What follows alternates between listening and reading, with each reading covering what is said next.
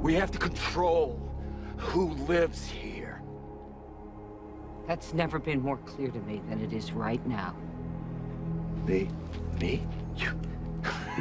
You mean me?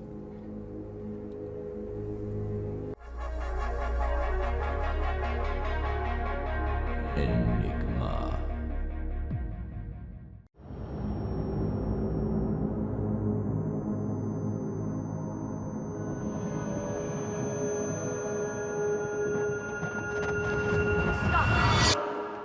Stop it!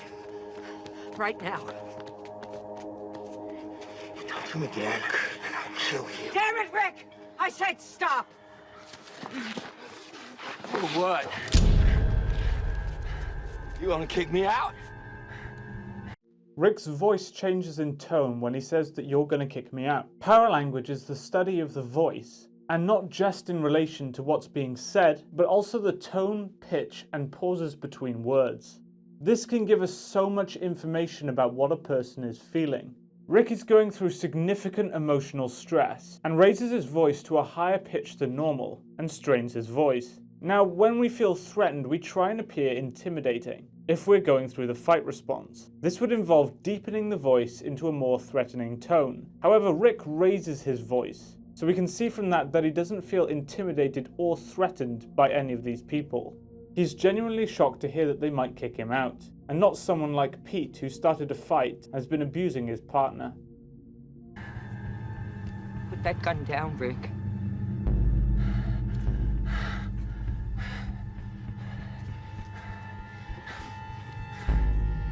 Still don't get it. None of you do!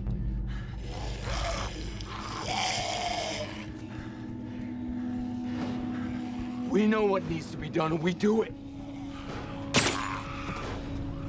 We're the ones who live.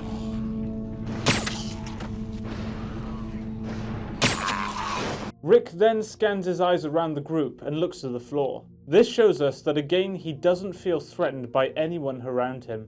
He knows that he's the dominant one. When he looks at the floor, I don't think that this is a distancing behavior. I believe that he's looking down at Pete and contemplating why they don't take action and get rid of him. He briefly looks at the people and then does a distancing behavior with his head and also exhales. A distancing behavior, for those of you that don't know, is the way for the brain to put distance between itself and a potential stressor.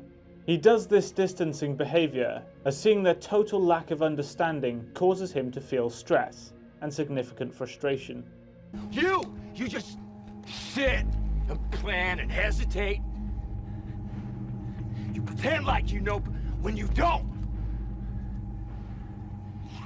Notice here how everyone is staring directly at Rick and are totally still. When we're threatened, we go into one of three responses. These responses are controlled by the sympathetic nervous system and are used to quickly judge the best response to a situation, as to think about it consciously would be too slow. These responses are fight, flight, and freeze, with the most common of them being freeze. I never understand why they call it the fight or flight response when freeze is the most important. Anyway, the people here are all exhibiting the freeze response. They don't want to challenge Rick and are staring directly at him in order to gain as much information as possible to make better judgments for survival. You wish things weren't what they are. Well, you want to live? You want this place to stay standing? Your way of doing things is done. Things don't get better because you want them to. Starting right now, we have to live in the real world. Rick is also exhibiting what's called open body language. He is doing wide open gestures with his hands and is moving his body around. This shows that he feels totally confident and dominant in this situation. He has the confidence to articulate his points. His proxemics, which is the distance between people, changes, and Rick moves his body closer. He puts his body closer to the people, which shows again that he is confident and willing to expose his vitals, which is the area of the body we need to protect the most. This is pretty much the opposite of a distancing behavior. We have to control who lives here. That's never been more clear to me than it is right now. Me? Me? You mean me? Your way's gonna destroy this place. It's gonna get people killed. It's already gotten people killed. And I'm not gonna stand by and just let it happen. If you don't fight, you die. I'm not gonna stand by and...